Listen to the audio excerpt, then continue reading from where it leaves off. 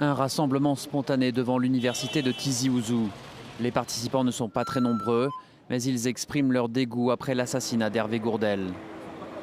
Les Kabyles, ce n'est pas des tueurs, ce n'est pas des gens qui tuent. Les Kabyles, c'est des hommes libres. Ça me choque. Ça me choque parce que c'est un assassinat abject, où c'est des choses réellement étrangères à notre culture, c'est des choses étrangères à notre région. À travers l'Afrique, c'est partout la même consternation. Au Mali, où des djihadistes opèrent encore régulièrement dans le nord du pays, le Conseil islamique a condamné la décapitation de l'otage français. Nous estimons qu'aujourd'hui, le monde doit se mobiliser contre toute forme d'intégrisme parce que personne au nom d'une religion, surtout l'islam, qui prône le pardon, la paix, je crois que c'est ça que nous devons cultiver, enseigner.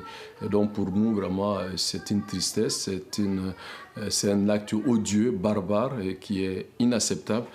Au sud du Mali, en Côte d'Ivoire, les réactions sont similaires. C'est des sataniques, ce n'est pas des musulmans.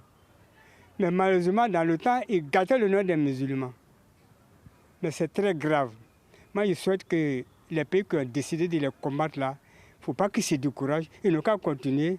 Avec le temps, ils vont disparaître, par la grâce de Dieu. Ça me choque trop même, c'est pas bien. C'est pas bien. Nous, on est femmes, on est mamans, on mène un faux monde. Tu vois, quelqu'un tue les gens comme ça, c'est pas bien même.